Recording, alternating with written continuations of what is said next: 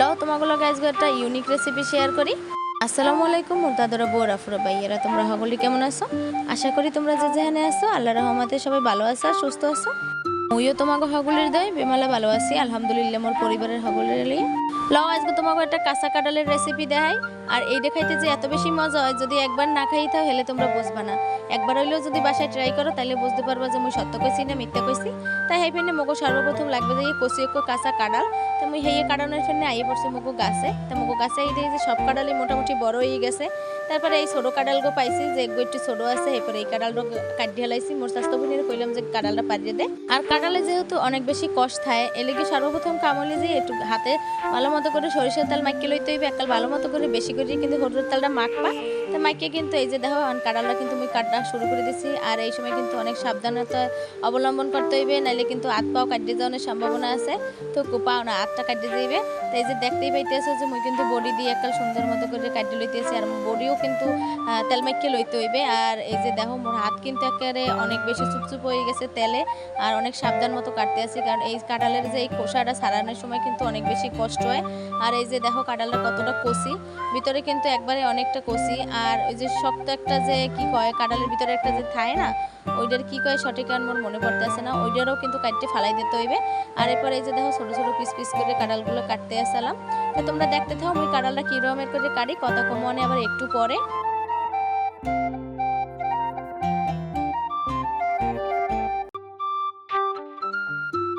কাঁঠালগুলো কাটতে এরপরে কিন্তু মুই সেদ্ধ দিতে বয় দিছি চুলায়।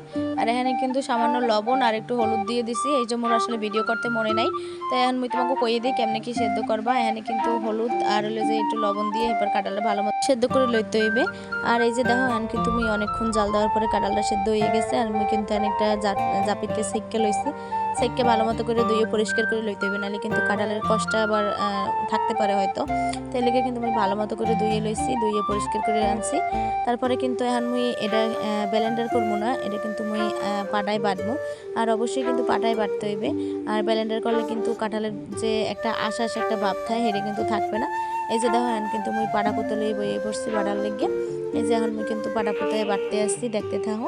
যদিও পাটা পুতায় বাটতে একটু কষ্ট হয় আর ঝামেলাও মনে হয়, কিন্তু আসলে পাটা পুতায় বাটলেই কিন্তু অনেক বেশি ভালো লাগে। এটা ব্লেন্ডার করলে যে স্বাদটা তুমি পাবা না। এই ব্লেন্ডার যদি না করো পাটা পুতায় যদি বাটো তাহলে কিন্তু এটা খাইতে কাবাবের মতো লাগবে। কেউ বুঝতেই পারবে না যে এটা কাবাব পোস্ত দিয়ে বানাইছো নাকি হলো কাঁঠাল দিয়ে বানাইছো, এটা কিন্তু কেউ ধরতেই পারবে না। যেমনটা মুড়ি বানাইছি পরে কেউ ধরতেই পারে না যে এটা গোস্ত দিয়ে বানাইছি নাকি কাঁঠাল দিয়ে বানাইছি।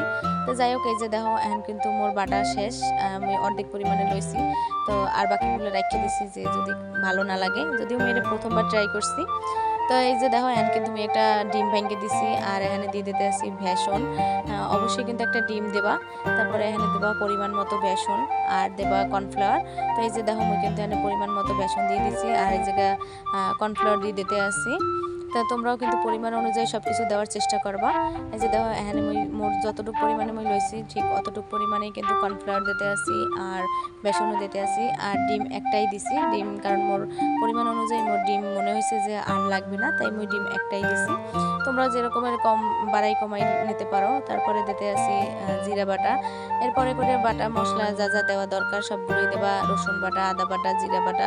তারপর হলো যে পরিমাণ মতো পেঁয়াজ কুচি আর দেবা হলো মরিচ কুচি, কাঁচা মরিচ কুচি এগুলো দেবা, হলুদের গুঁড়া, মরিচের গুঁড়া।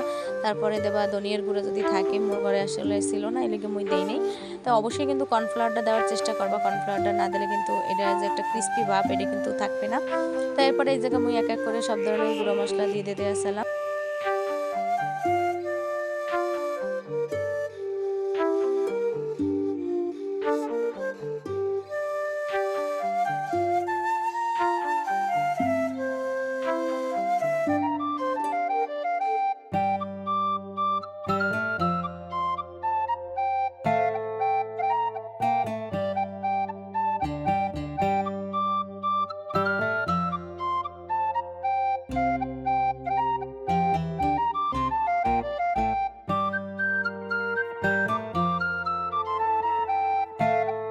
সব মশলা দেওয়ার পরে এখন কিন্তু আমি এটা ভালো মতো করে মাইখে নিতে আসি। আর যেমনটা মোরা ওই যে পেঁয়াজও বানানোর সময় বা বড়া বানানোর সময় খামিরটা বানাই, সে ঠিক ওরমভাবেই বানাবা। এই তো দেখো মোর কিন্তু বানানো শেষ। এখন কিন্তু মুই এটা কিছুক্ষণের জন্য একটু রেস্টে রাখছি। তো এই ফাঁকে মুই এবার কড়াই দিয়ে দিলাম চুলার উপরে। কতক্ষণ রেস্টে রাখার পরে কিন্তু মুই এই জায়গায় কড়াই দিয়ে দিছি চুলার উপরে। আর এই জায়গায় কিন্তু পরিমাণ অনুযায়ী তেল দিয়ে দিছি। তেল কিন্তু বেশি ডুবা তেলেও ভাজা যাইবে না, যেমনটা মুই প্রথমে ভুলটা করছি। প্রথমে মুই ডুবা তেলে ভাজতে আসলাম, তো ডুবা তেলে ভাজতে অতটা ভালো লাগে না।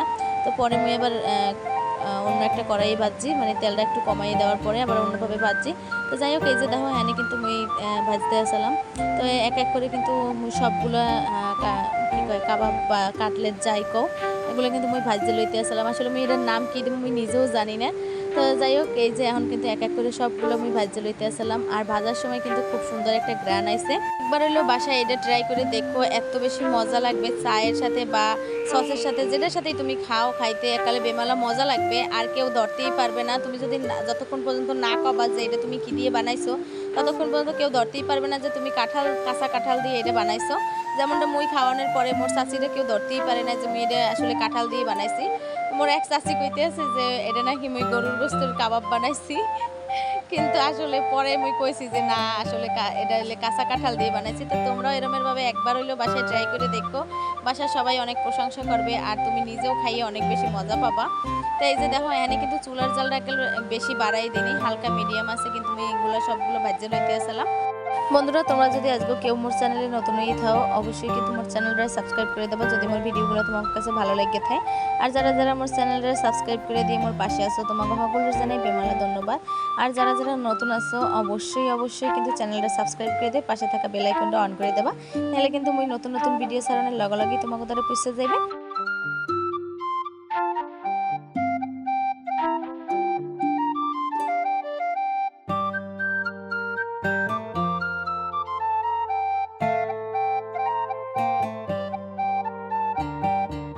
এই তো দেখো মোর কিন্তু কাঁঠালের কাবাব বা কাটলেট এটা কিন্তু মোর বানানো শেষ। আমি তোমাকে পরিবেশন করে দেখাই।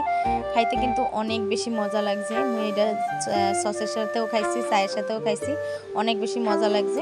তোমরা একবার হইলেও বাসায় ট্রাই করে দেখো, অনেক বেশি মজা লাগবে। তোমরা একবার খাইলে দ্বিতীয়বার খাইতে মনে চাইবে, মুই এটা শিওর। যেটা মোর মনে হয়েছে মুই প্রথমবার বানাইছি, দ্বিতীয়বার মুই আবারও বানাবো। মোর পরিবারের সবাই অনেক বেশি পছন্দ করছে, এমনকি মুই নিজেও।